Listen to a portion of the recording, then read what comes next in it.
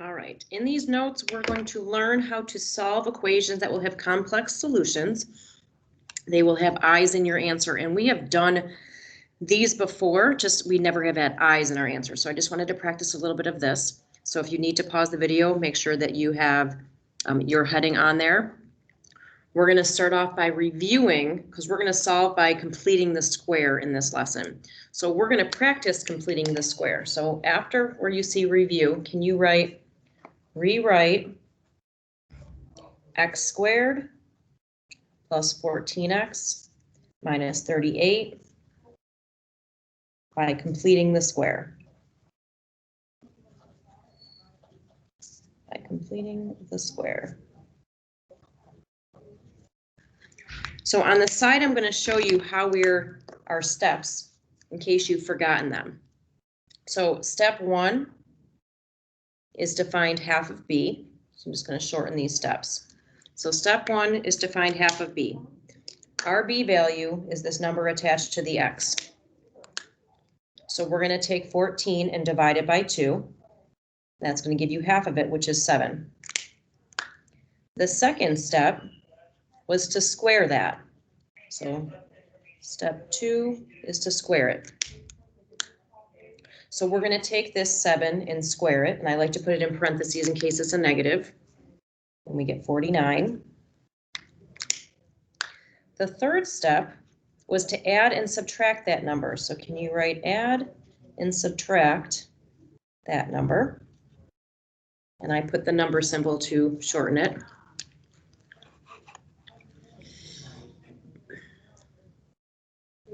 Not sure why it's frozen. So let me share and unshare really quick.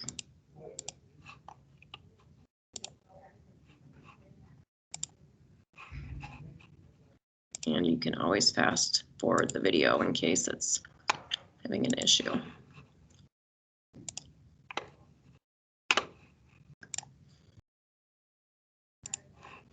All right, so let me share that again. I apologize, don't know what happened to the screen. All right, should be good now. Okay, so we're adding and subtract that number if you did not get that part. So now what we're going to do is we're going to bring down the first two terms, so x squared plus 14x. And we're going to add and subtract that 49. And don't forget to put minus 38 at the end. Step 4 is to rewrite with a perfect square. So we're going to rewrite with, and I'm going to put my parentheses with a square. Hopefully that will make sense to you. So we're going to take these first 3 terms and make it a perfect square. And how we do that is we just have our parentheses with a square. X always goes in the front. And this first number that we got, this positive 7, goes inside of it. And then we combine the last 2 numbers, negative 49 minus 38 is negative 87, so we have minus 87. If we can get our equations in this form, we will be able to solve our equations. So before we go on, I'm going to talk about why we're going to have a complex answer, why we're going to have an imaginary part. The definition I want you to write is the word discriminant. Discriminant. This word's very important when we're talking about complex solutions. Can you write the expression under the radical sign? The expression under the radical sign. If we were doing the quadratic formula, that would be our b squared minus 4ac, but we're going to stay away from that. If we are solving and we have an answer under the radical that's negative, that's how we know it's a complex solution. So one last thing before we get into our steps. Can you write if the discriminant is negative,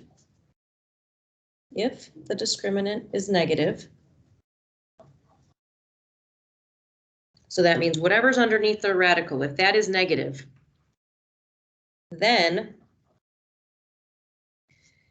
you will have complex solutions. Complex solutions. The way to solve a quadratic equation we're going to practice two ways. Today, we're going to practice by completing the square, and the next lesson, we're going to practice by the quadratic formula. So there are some steps. So can you write for me steps? And there are 5 of them. So we're going to, as we're doing this example, after we write the steps, then we're going to do an example. We'll do 2 of them. So we'll get our steps out of the way. So we've got 5 steps. So step 1, get equation equal to 0. Notice I'm shortening this. Or, this is the important part, because sometimes we don't have to when we're completing the square. Or, get all variables to the left.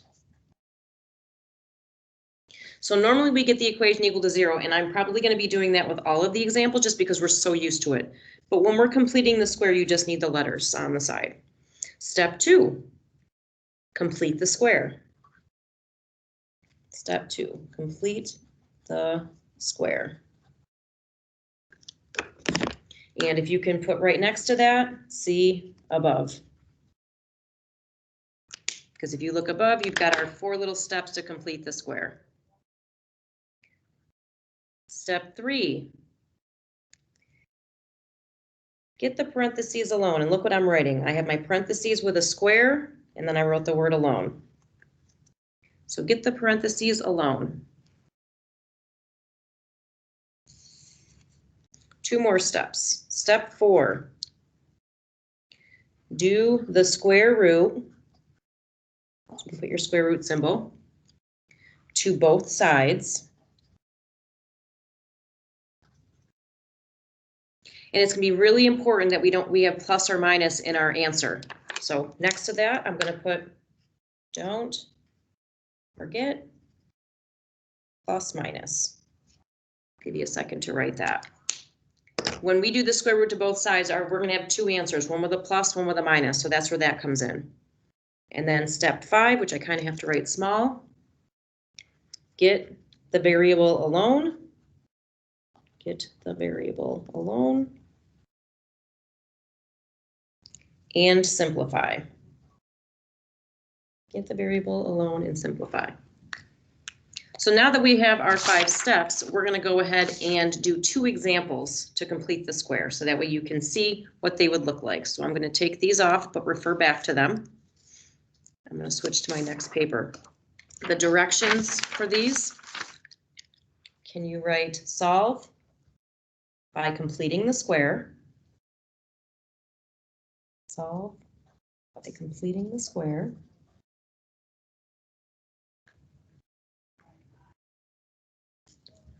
And then can you write your answer?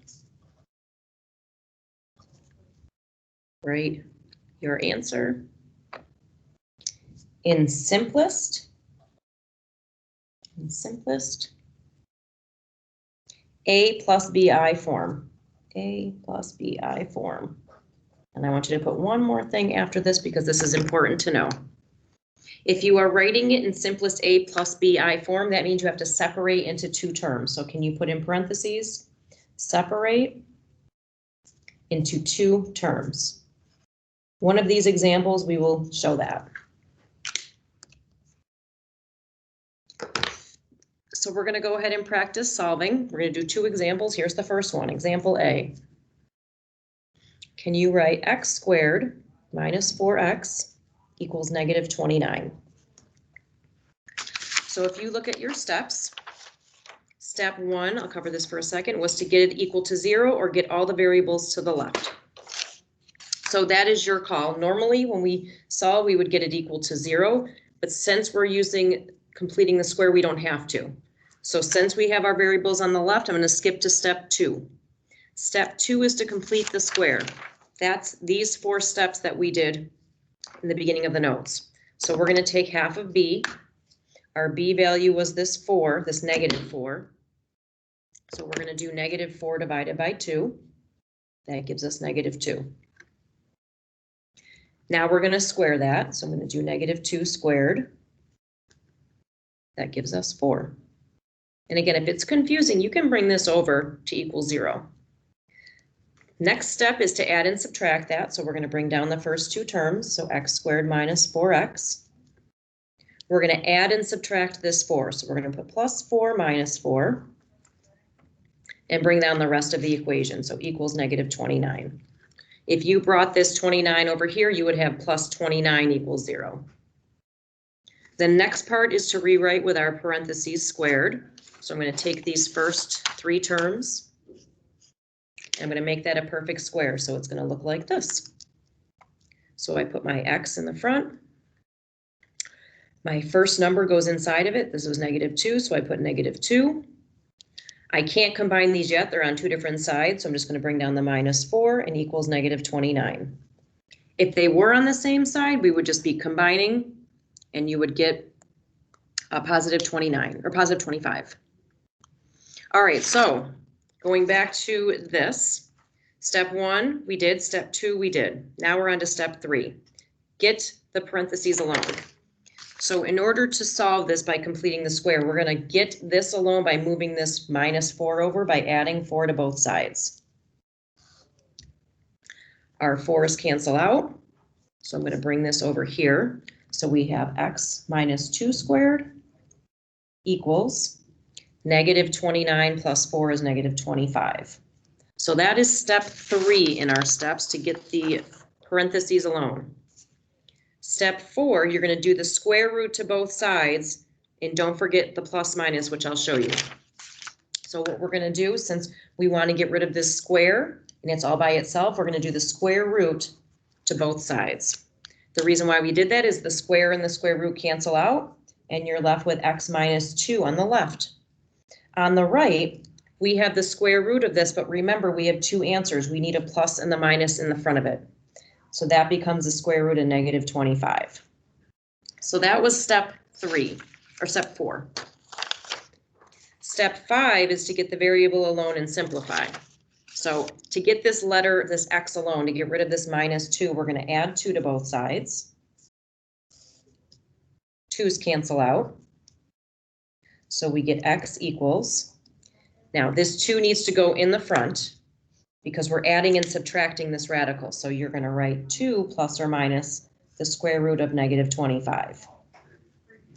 Usually we would be done, but you cannot leave a negative under the radical, and I think we can simplify the square root of 25. So the last part of this is to simplify. So I can simplify this radical by first taking out a -1. I'm left with 25, and 25 is a perfect square, so I'm going to put that next to it. The square root of -1 is an I, so I'm going to write an I, and the square root of 25 is 5. If I rewrite this answer, we have x equals 2 plus or minus. We just changed radical -25 to 5i. Because we need to write in a plus bi form, it already is, and they're already separate, so we are done with this question. So this is nice to do when we have nothing in the front here of this x squared, and there's an even number. We're going to do one more of these, and then we're done. So here's example B. Practicing this one more time. For example B, can you write x squared plus 5x equals 3x minus 20. Because you are not solving by factoring or using the quadratic formula, you do not have to get this equal to 0. But your first step is, if you're not getting it equal to 0, you're going to get the letters to the left. This 3x is on the right. To move it to the left, I'm going to subtract 3x from both sides. We got to get the letters to the left in order to complete the square. 3x's cancel out, so we bring down the x squared. 5 minus 3 is +2, so we have plus 2x, and then equals -20. If you're comfortable with always making it equal to 0, then feel free to add 20 to both sides. Now we're ready to keep going. Step 1 is to complete, or step 2 is to complete the square. So we're going to do half of b. Our b value is this 2 right here. So we're going to do 2 divided by 2. That gives us 1. Next, we're going to square that. So we're going to take 1 and square it. And we get 1. Next, we're going to add and subtract that 1 into the equation. So we bring down the first 2 terms, x squared plus 2x.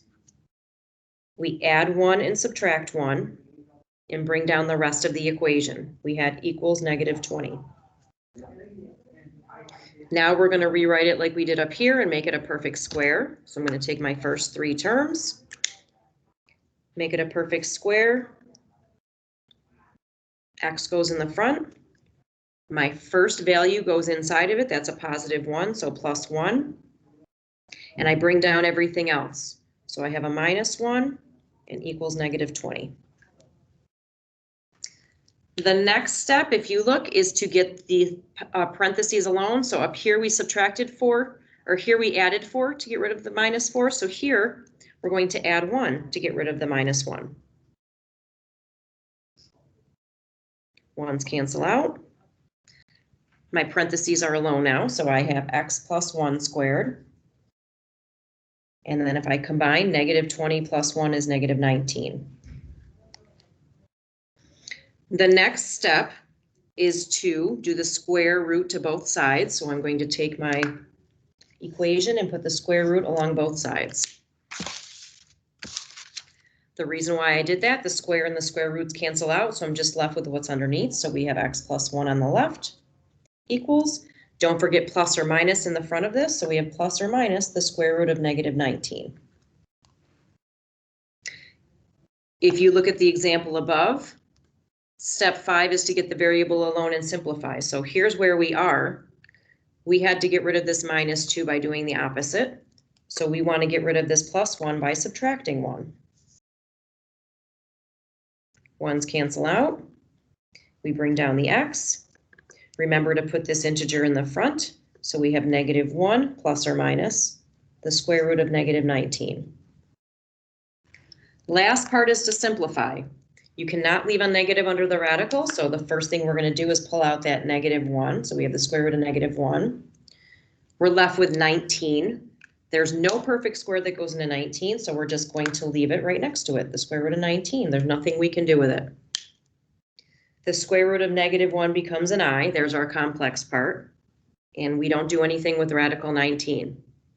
So now we're ready for our answer. So x equals, we have negative 1 plus or minus, and we're going to bring down what we have. We have I radical 19. So you can write it like this, or BI form is the same as putting the I first. You can have x equals negative 1 plus or minus radical 19 with an I after it.